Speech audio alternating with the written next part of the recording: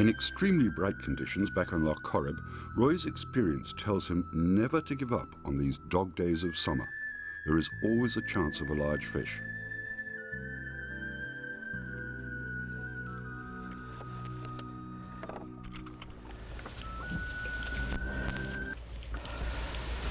At this time of year, the trout congregate before they go up the river to spawn.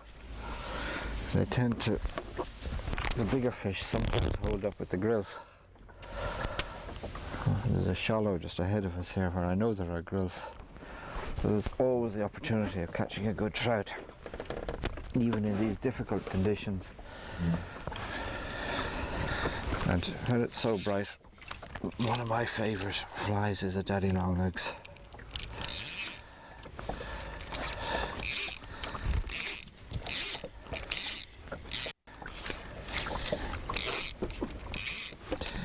The daddy, some people fish them wet, but I like to have them greased up and fish dry, sitting on top of the water. Often the daddy longlegs attracts a fish which then shies away from it, but frequently if you have a fly beyond it, the middle dropper or the point, they take that instead, having refused the daddy longlegs. Of course, the daddy longlegs is well capable of catching a grilse as well. A very popular fly on Kylemore Lake for catching grilse is a red daddy. But I find that they tend to rather slash at the fly rather than take it positively. Often they'll hit it with their tails, just come up and give it a slap.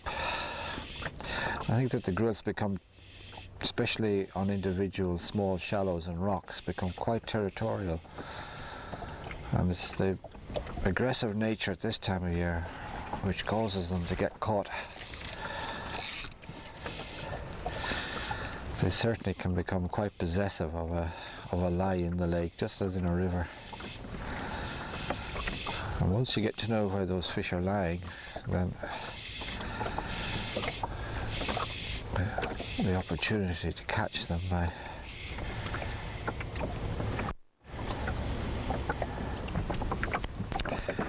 there are some rocks now, just you may be able to recognize them just under the surface ahead of us. I know there are grills lying on these rocks, so what I'm hoping is that some trout have come in and joined them, and frequently the big trout are caught side by side with the grills.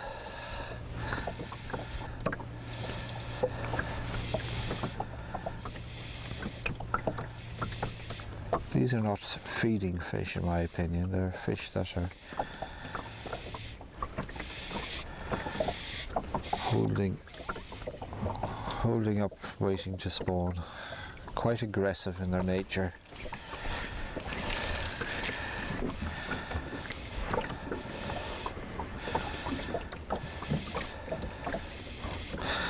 There's a grilse just after jumping to our left, but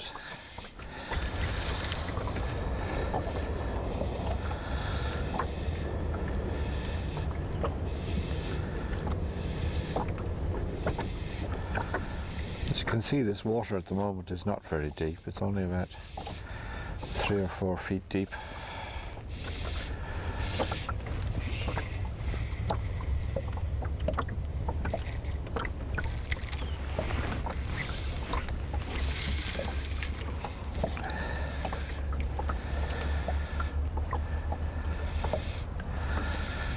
But I think perhaps the fish move off these shallows when it's bright.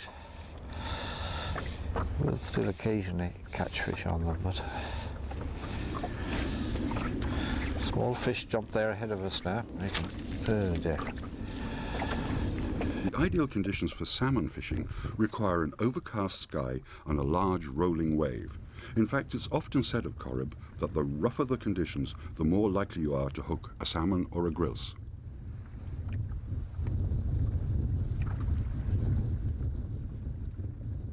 A Paddy Kay, named after Paddy Kay, one of the local boatmen. So I'm starting off with a size 12 wet fly hook and olive green thread, and I'll just lay a bed of silk on the hook shank. First thing to tie in is a fluorescent green tag. And just a little bit of fluorescent material is making all the difference, giving it the target point for the fish to aim at, but also a great attractor.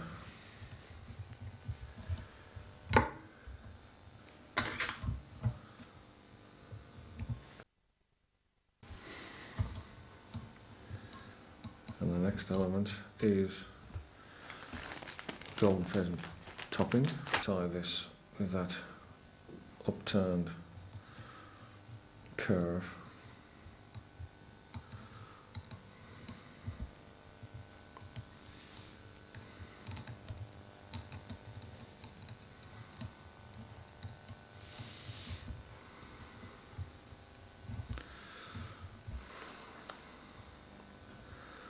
At the tail end. And the next thing to tie in is a fine gold, oval gold tinsel rib.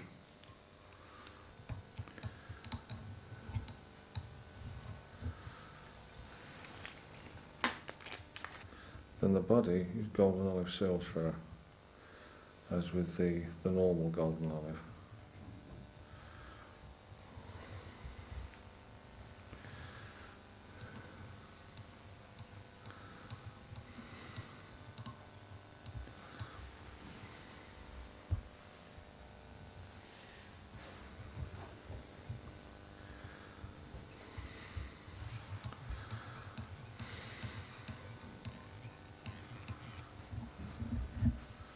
So we rib up through the seal's fur.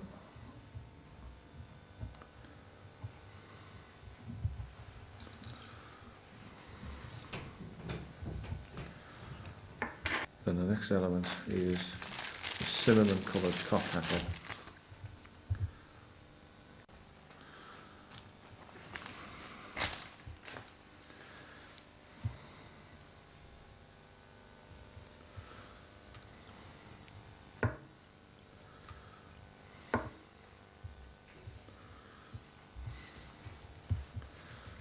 Just tie that in.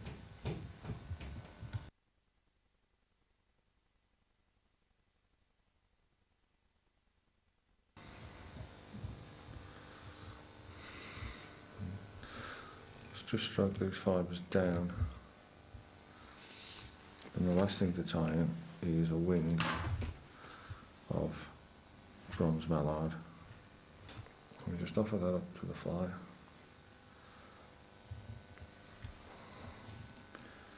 Tie it in.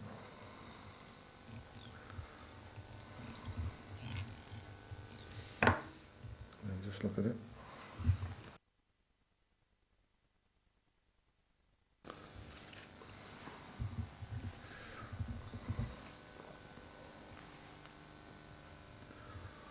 Neatly trim it off at an angle.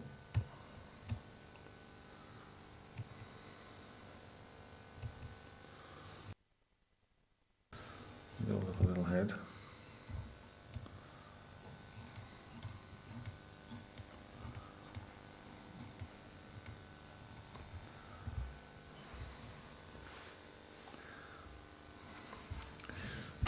There's the paddy cake, and this can be a very effective fly in the late season, or from summer onwards really.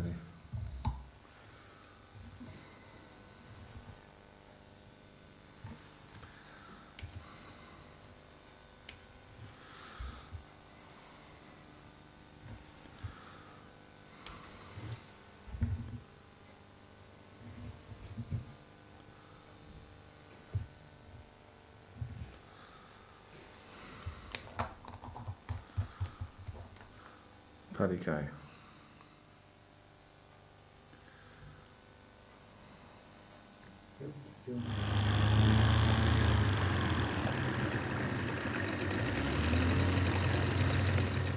It may seem strange to talk of a fly to fish for Daphnia feeders. Daphnia are minute plankton which appear not as individual animals, but rather as a soup of billions of individuals known as a planktonic bloom. Through a system of trial and error, anglers have, over time, devised a series of flies, frequently using flashy, bright, fluorescent orange, red and green, to which these Daphnia feeding fish seem attracted. These fish can be quite choosy at times, so generally the range of size and colour is quite extensive.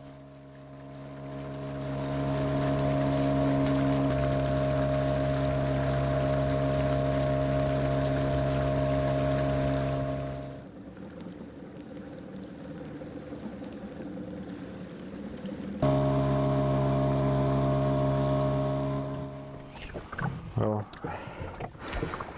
here we are on I think it's the 20th of September, a nice overcast day. And if you look about, you'll see that we appear to be absolutely in the middle of nowhere. And the reason I've come here is I'm fishing over very, very deep water. The water here is up to 100 feet deep. And what I'm hoping to find are fish that are feeding on Daphnia.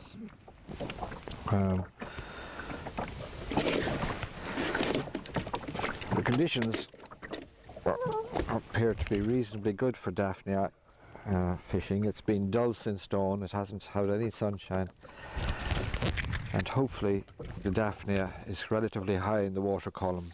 And the trout at this time of year feed quite extensively on Daphnia, and we use quite different flies from those that we would be fishing over the shallows with. Most of the flies have some form of attractor in them. I suppose the most popular one would be what's known as the red arse green peter. If you look at this, you'll see that this is a green peter which has got a tail or a butt which is extremely bright. In this case it's a glow bright. Number 4 I think is used in this. And that brightness in the fly seems to be quite important as far as Daphnia feeding fish are concerned. They seem to require just an extra little bit of flash in the flies to get them to take. So I'm going to put up a team of flies. As I say, the top dropper in this case is a red arse green peter. There's a fish now, I just hear him somewhere around us. I'm not sure where he was. But it's a feature of Daphnia feeding fish to find them jumping clear of the water every now and again, maybe 2 or 3 feet up in the air, with no apparent reason or purpose to it, but it is one of the good indicators as to where Daphnia feeding fish may be. Obviously they're not all over the lake, that would require a phenomenal population of trout, but they do appear to, this year anyway, to be over particularly deep water. And it takes several days experience fishing around about to locate the Daphnia. Once located, it doesn't move very far in the course of a day or a couple of days, though it can move over time from one place to another. The second fly I'm going to pick out here is a soldier palmer variant, which is again quite a flashy fly. It's that gold and relatively bright red. Again a fly which through time I found to be quite successful with Daphnia feeders. On the point, it's a claret bumble variant, a very, very flashy fly, the red flash body. This one effectively a claret hackle with a blue jay. The tippets are very hot tippets, again a very souped up version of a claret bumble, but quite sparsely dressed and quite flashy. Another favourite of mine would be a pearly dabbler, and if I find that these are not terribly successful, I'll go into luminous green colours with pearly dabblers and other green Peter variations using quite strong green colours. But let's give this a go and see how we get on.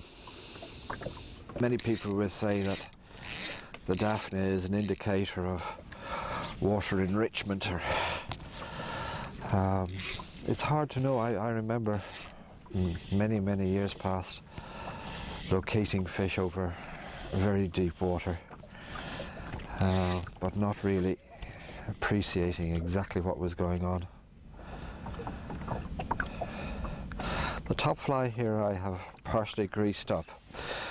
It's dual purpose insofar as I think that the wake of the fly on the surface attracts fish below.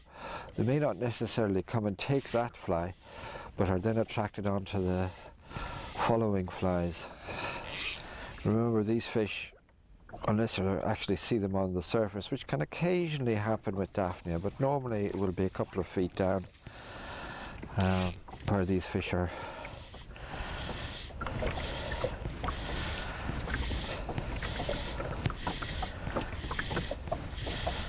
Sometimes they shoal up in quite dense shoals, and you can frequently have two fish coming to the leader at the same time.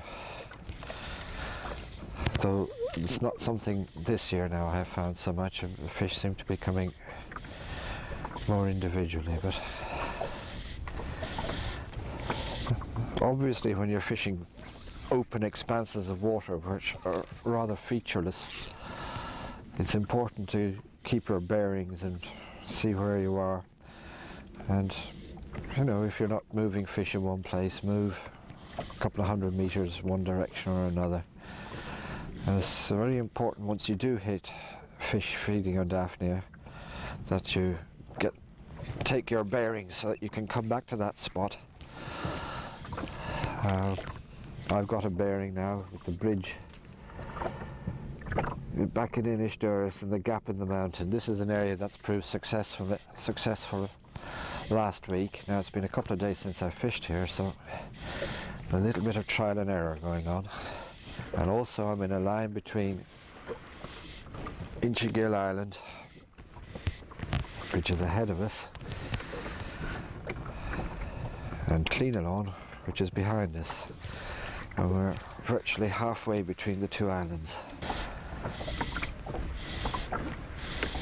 We have no other boats about us to see where fish are being caught, so we're on our own. Whilst I'm fishing now, I'm keeping my eyes open for any sign of a fish pitching or jumping clear of the water ahead of us or to the side of us. If I was to see one, I'll alter the drift to cover that area.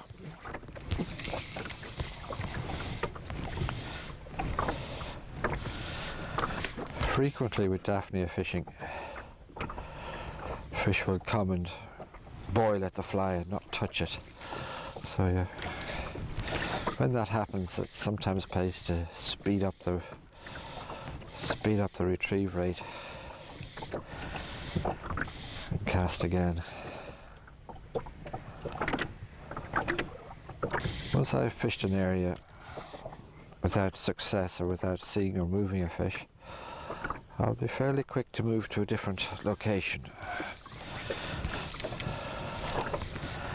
Because if the Daphnia, once you locate a shoal of Daphnia feeding fish, given the conditions that we have at the moment, they should respond reasonably positively to the fly.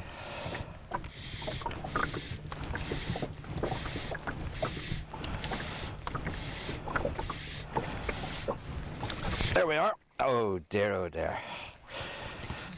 He wasn't a very big fish, but I'm quite happy now that I've moved a fish, that I'm in a reasonably good area, and it will persist now.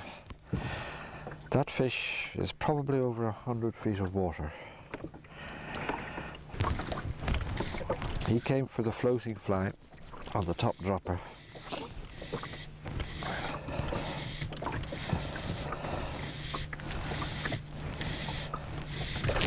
Oh, yes.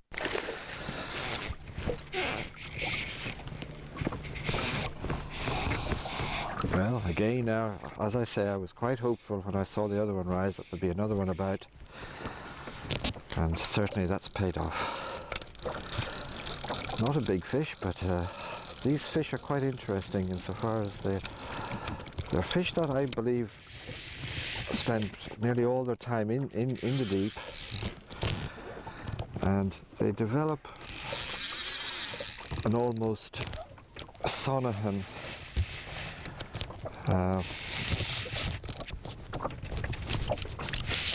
as you can see, this chap has decided to go down to about 100 feet. He's gone back down well into the bottom of the lake, but as I say, there's a long way down there, so we'll just keep the pressure on him. And away he goes again. Tremendous fighting fish these. They are a bit like little torpedoes. Fabulous torpedo shape. And there he is. A Corrib trout over 100 feet of water on the middle to the end of September.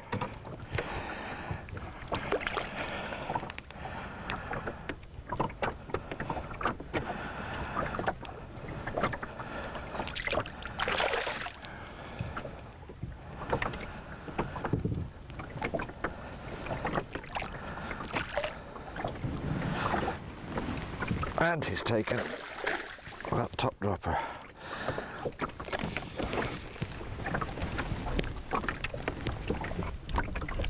Full finned, absolute glorious, torpedo shape, spots on his tail, a superb Corrib Brownie from 100 feet of water. There we are, we'll put him back. About a pound and away he goes. And the severity of the take, that it wasn't just a fish that was just a couple of feet down. That fish I think came from maybe 10 or 12 feet down to take that.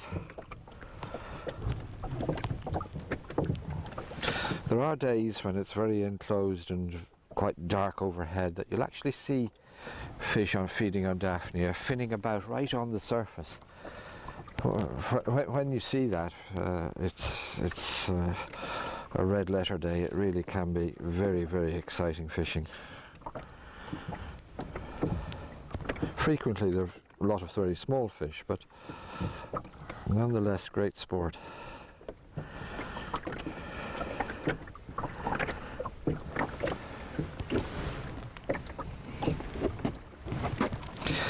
Now I think we're ready for action again.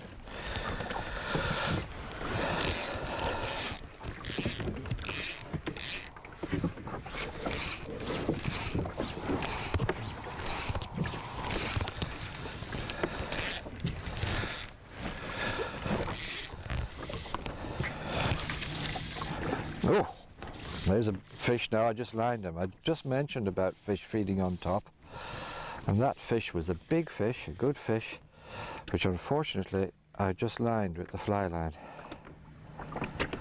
That was a good looking fish, that was. Again, we're still over 100 feet of water here, and there's a fish which was cruising on the surface or just below the surface. Unfortunately now, as I say, I'd only just got going again and I lined him.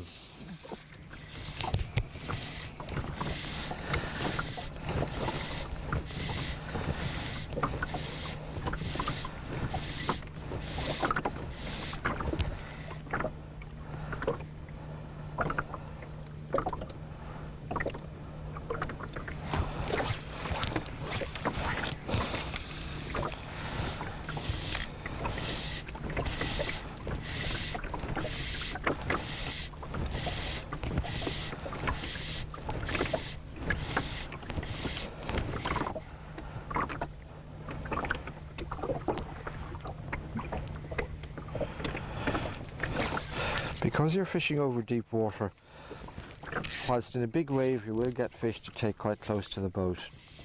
Fish can obviously see the boat, and when they're coming from depth, you have to cast quite a little bit of distance to get best success. That fly after that last fish seems to have lost its buoyancy, so I'm going to dry it and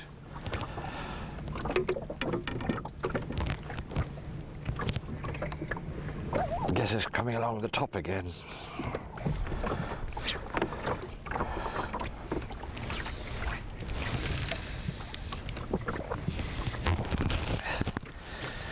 That's better.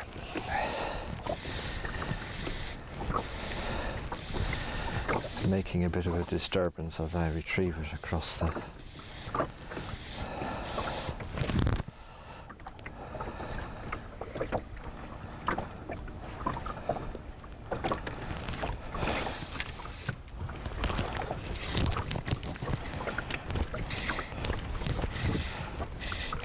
Oh!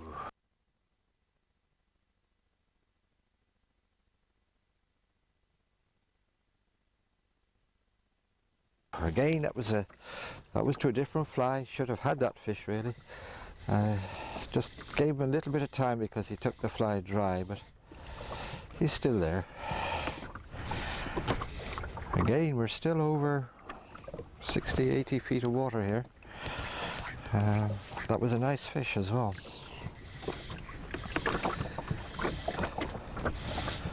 Well, I suppose we've drifted about, in total, about 300 yards and risen 3 fish. That's a fish every 100 yards, which really is, by fly fishing standards on Lough Corrib, a pretty good level of sport. That last fish came, I think, to that claret bumble variant. He took it literally as it landed, so it must have been right on his nose.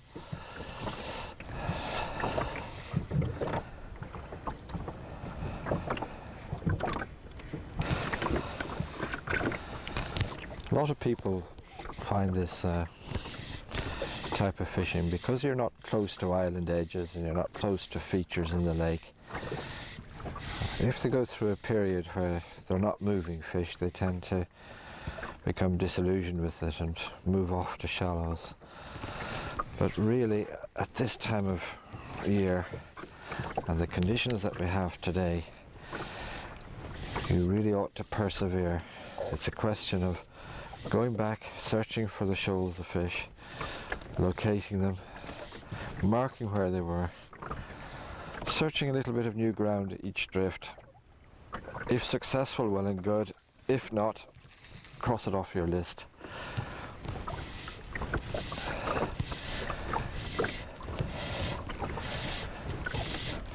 Don't always rely upon other people to tell you where the fish are. Seek out your own fishing grounds as well. Such a vast lake, such a huge area of water. There's bound to be countless places that people have never ever stopped and bothered to fish. As fish shoal up at this time of year, it's always interesting to find out how other anglers are faring. Comparing notes with other boats is always a good idea. There's no doubt some areas will be producing fish when other areas are not, and it's useful to know what flies are working best and so on. As the angling year draws to a close, with the trout fishing season finishing at the end of September, anglers reflect on the year that has passed and the tactics for the afternoon. Unlike the spring chironomids and the mayflies of May and June, the angler must be versatile in where and how he fishes at the back end. Sedges, daphnia, mayfly, damsels, roach fry, perch fry, stickleback, bluebottles, daddy longlegs, grasshoppers and lure attractors. Crickets. What next? So you moved them out by the buoy, you moved 2 fish? Yeah. Right first, 3 casts. I think they're further upwind. Probably could be, because they're not in further. They're not in further now. Because we heard them pitch and I started the drift further upwind and we moved the fish. That's it. Catch on.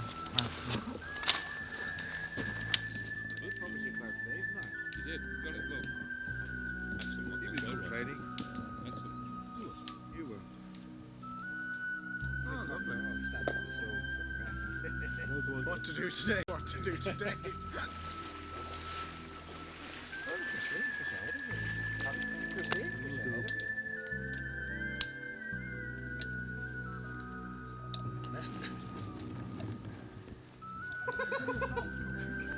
Oh, jeez, oh God, you put it out.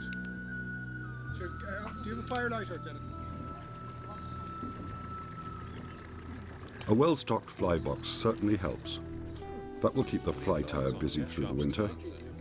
Next season will certainly throw up new ideas, new techniques, as the angler faces the challenges of Ireland's great western lakes. It was pretty crap to start with.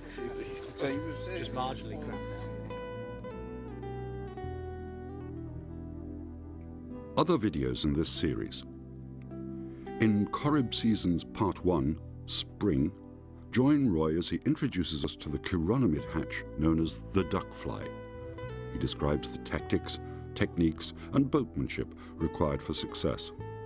He's joined by his fishing companion and fly tying expert Paul Duras, who illustrates the detailed tyings of fly patterns required to match the various stages of duck fly development.